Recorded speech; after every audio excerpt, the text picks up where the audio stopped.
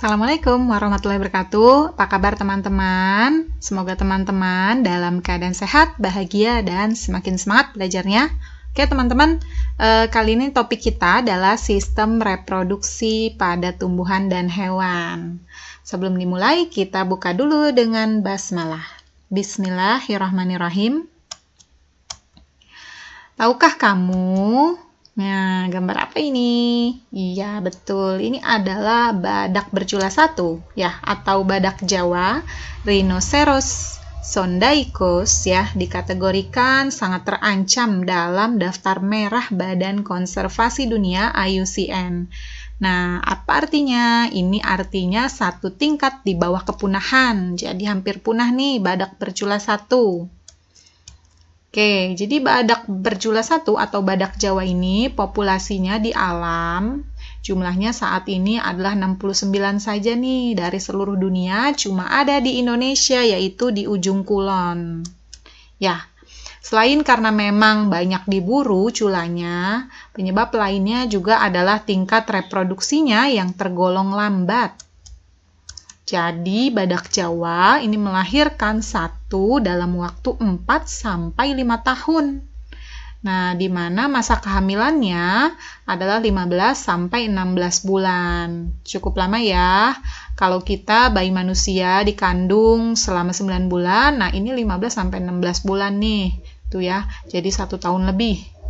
Nah, rata-rata usia badak Jawa atau masa hidupnya ini yaitu sampai usia 40-45 tahun. Kalau kamu lihat gambar di sini ya, ada salah satu badak Jawa yang culanya habis diburu nih. Ya, kasihan ya. Nah, pemegang rekornya adalah siapa ini? Ya, ini adalah cumi-cumi. Cumi-cumi Graneledon boreo pacifica ini ditemukan di Teluk California. Jadi memiliki reproduksi paling lama nih. Induk cumi-cumi menyimpan dan membawa telurnya selama 4,5 tahun. Luar biasa ya. Kalau tadi badak Jawa 15-16 bulan, nah yang ini 4,5 tahun. Nah, ini juga ada yang tergolong juga masa kehamilannya lama, itu adalah jerapah. Nah, jerapah ini juga cukup lama, yaitu masa kehamilannya 15 bulan. Setelah melahirkan anaknya, induk jerapah ini akan langsung mendidik sang anak untuk berdiri dan berjalan nih. Nah, sekarang kita lihat, ini ada seekor jerapah yang sedang berjuang untuk melahirkan anaknya. Oke, ini terjadi di sebuah kebun binatang ya. Nah, sebagai bentuk edukasi, para pengunjung dibolehkan untuk menyaksikan proses kelahiran sang bayi jerapah ini. Tuh, kalau kita lihat, kakinya sudah keluar nih. Kalau bayi manusia yang keluar duluan adalah kepalanya. Nah, sini. Nah, ini udah ada kelihatan kepalanya mulai keluar juga ya, jadi kakinya kelihatan paling banyak bagian yang keluarnya, tapi kepalanya tuh lihat, kepalanya sudah nongol, udah mulai keluar. Nah, ini luar biasa perjuangan seekor jerapah. Jadi jerapah normally bisa melahirkan sendiri tanpa bantuan, tuh ya. Namun ada petugas juga yang berjaga-jaga di sini kalau terjadi apa-apa ya. Nah, iya, sudah mau keluar ini si bayi jerapah ini. Kita lihat. Nah, sudah. Iya, alhamdulillah luar biasa ya. Lahirlah seekor bayi jerapah. Oke. Nah, ini belum selesai ya. Kita lihat bagaimana apa yang akan dilakukan oleh sang induk terhadap anaknya yang baru lahir. Luar biasa induknya ya. Setelah melahirkan, dia tidak meninggalkan anaknya ya. Tapi disapa nih anaknya. Ya.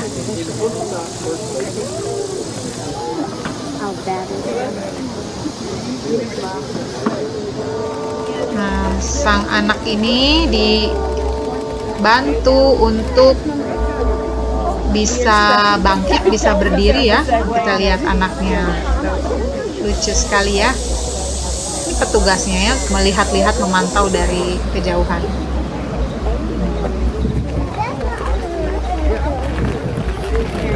She's trying to get up.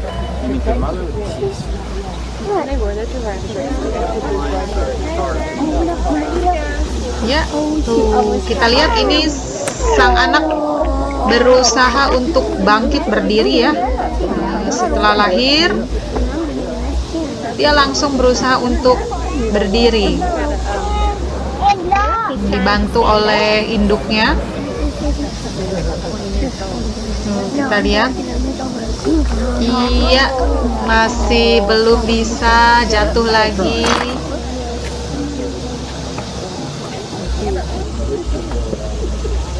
Luar biasa, masih jatuh lagi, tapi luar biasa ya semangat si bayi ini kan baru lahir banget, jadi masih bayi ya tuh, tapi langsung berusaha untuk bangkit. Iya, luar biasa, akhirnya dia bisa berdiri. Jadi anak jerapah yang baru lahir itu langsung berdiri dan ibunya akan langsung mengajarkan sang anak untuk berjalan. Kita lihat nih. Nah, ini sama induknya bukan ditendang-tendang ya, tapi ini dibantu, didorong untuk memfungsikan kakinya. Tuh, jadi ayo nak, jalan nak gitu ya. Tuh, supaya otot-otot kakinya ini bisa langsung berfungsi. Jadi langsung digunakan untuk berjalan. Oke. Itu ya, luar biasa. Adalah perjuangan seekor jerapah. Nah, reproduksi pada tumbuhan dan hewan ini ada yang berlangsung secara generatif dan ada yang berlangsung secara vegetatif. Oke, generatif ini adalah perkembangan secara kawin ya, atau disebut juga seksual. Nah, di mana ini melibatkan dua induk, jadi berasal dari dua induk, yaitu induk betina dan induk jantannya. Sementara vegetatif ini adalah perkembangbiakan secara tak kawin atau disebut aseksual. Nah, berasal dari satu induk saja nih. Itu bedanya ya antara vegetatif dengan generatif. Jadi, karena vegetatif ini hanya dari satu induk, maka sifat individu yang baru, yaitu sifat keturunannya, akan sama persis dengan induknya. Kalau generatif kan ada dua induk, jadi percampuran antara kedua induk. Nah, kalau yang vegetatif karena hanya dari satu induk, maka itu akan sama persis mengikuti induknya. Tuh ya. Misalkan kalau di bawang gitu ya, di tumbuhan, kalau bawangnya kira-kira ukurannya besar-besar, kan bawang itu ada bawang merah itu yang ukuran besar-besar, ada yang kecil-kecil ya. Kalau bawang merah asalnya adalah ukurannya besar-besar, maka individu yang dihasilkan juga yang besar-besar. Kurang lebih seperti itu. Nah, sebagian makhluk hidup ada yang berkembang biak secara vegetatif, ada yang generatif, tapi ada juga nih yang bergiliran antara vegetatif dan generatif. Nah, oke, kita langsung yang pertama, ini adalah reproduksi pada tumbuhan Angiospermae. Ini berlangsung secara generatif. Angiospermae ini adalah tumbuhan berbiji tertutup. Nah, biasanya ditandai dengan adanya bunga. Oke, jadi letak alat perkembangbiakannya memang di bunga. Itu kenapa memang tumbuhan Angiospermae adalah tumbuhan yang berbunga. Nah, gamet jantan atau sperma ini dihasilkan di benang sari, sementara gamet betinanya atau ovum ada di putik. Putik dan benang sari ini dapat bertemu melalui proses yang disebut dengan penyerbukan. Oke, jadi penyerbukannya nantinya bisa dibantu oleh angin, atau oleh serangga, atau juga oleh manusia. Berikutnya adalah reproduksi generatif pada tumbuhan Gymnospermae. Oke, kalau tadi Angiospermae adalah tumbuhan berbiji tertutup, yang ini Gymnospermae adalah tumbuhan berbiji terbuka. Oke, contohnya melinjo, pakis tuh ya. Nah, Gymnospermae atau tumbuhan berbiji terbuka ini tidak memiliki bunga nih. Ya. Tuh, tapi tetap bisa melakukan reproduksi secara generatif loh. Nah, Lalu alat perkembangbiakannya di mana kalau bukan di bunga? Nah, alat perkembangbiakannya ada di namanya disebut dengan strobilus ya. Jadi ada strobilus jantan dan strobilus betina nih seperti gambar di samping ini. Oke, itu tumbuhan gimnosperme. Yang berikutnya adalah reproduksi generatif pada tumbuhan paku dan lumut. Jadi sebenarnya tumbuhan paku dan lumut ini melakukan reproduksi secara bergiliran ya. Jadi antara vegetatif dan generatif, atau disebut juga dengan metagenesis. Nah, reproduksi vegetatifnya disebut juga dengan fase sporofit, yaitu dengan spora. Sementara reproduksi generatifnya adalah fase gametofitnya nih, bertemunya sperma dengan ovum. Tuh, ya terbentuknya sperma dan ovum ya. Oke, itu yang ketiga. Nah, kalau tadi adalah reproduksi generatif pada tumbuhan, yang ini adalah reproduksi vegetatifnya. Jadi, tadi generatif dari 2 induk, sementara vegetatif hanya dari 1 induk ya. Tuh. Nah, ini kita lihat di sini ada 7 ya. Tuh. Yang pertama ini namanya adalah rizoma. Tuh, rizoma atau akar tinggal. Ini contohnya adalah tumbuhan jahe, kunyit, temulawak, kencur tuh yang bentuknya seperti itu ya. Nih, jahe ya. Kemudian ada umbi lapis. Kalau lihat di sini kan berlapis-lapis tuh. Nah, ini contohnya bawang merah, sekeluarga bawang-bawangan itu ya. Kemudian bakung juga termasuk dalam umbi lapis. Selanjutnya ada umbi batang, jadi penggembungan di batang ya. Ada contohnya kentang, talas, ubi. Tuh, ini contohnya adalah kentang di gambar. Kemudian kalau yang ini adalah umbi akar, kan kelihatan memang penggembungannya adanya di bagian akar. Ini adalah singkong, lobak, wortel. Ini kalau dicontoh adalah singkong ya, atau ketela. Kemudian ada tunas. Nah, ini tunas, contohnya adalah pisang, tebu. Kalau di gambar ini tebu, ya. Tuh. Oke, yang berikutnya adalah stolon atau geragi. Nah, ini ada stroberi, arbei, pegagan. Kalau di sini contohnya gambarnya adalah pegagan. Kemudian ada tunas adventif, ya, cocor bebek nih. Jadi kita lihat di sini di tepian daunnya ini, tuh ya, ada yang seperti ini tuh ya, ini tumbuh individu-individu baru nih. Jadi nanti ketika dia sudah cukup berakar gitu ya, dia akan jatuh dengan sendirinya tuh. Jadi dia jatuh dengan sendirinya, kemudian menempel di tanah, akhirnya tumbuhlah individu baru atau cocor bebek yang baru. Oke, ini mudah banget berkembang biaknya, cepat banget ini ya. Oke, itu vegetatif yang alami. Kalau vegetatif buatan, teman-teman masih ingat ya, waktu di SD ada mencangkok, stek, okulasi, dan sebagainya. Jadi ini memang sebenarnya sudah pernah dipelajari di SD ya, kita review saja. Kemudian reproduksi pada hewan. Nah, ini pada hewan tingkat tinggi berlangsung secara generatif tuh ya, atau tadi secara kawin. Ini juga waktu SD sebenarnya udah belajar ya. Tuh. Jadi kita hanya review aja. Ovipar bertelur, ada ikan, ayam, burung. Vivipar yang melahirkan, sapi, kuda, kucing, harimau, macan, dan sebagainya. Kemudian ovovivipar bertelur melahirkan, platypus, kuda laut, hiu, iguana. Tuh. Nah, tapi hewan ternyata selain generatif, selain bertelur melahirkan, ternyata juga ada yang berlangsung secara vegetatif nih. Tuh, nah ini terjadinya pada hewan tingkat rendah. Tuh. Jadi berkembang biak secara bertunas, ini ada hidra, porifera, dan colenterata. Nah, ini contohnya adalah hidra ya. Kayak gimana sih bertunas itu? Nih contohnya hidra.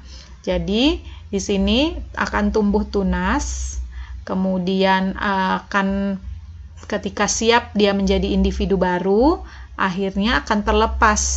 Tuh, akhirnya ini menjadilah hidra yang baru atau individu yang baru.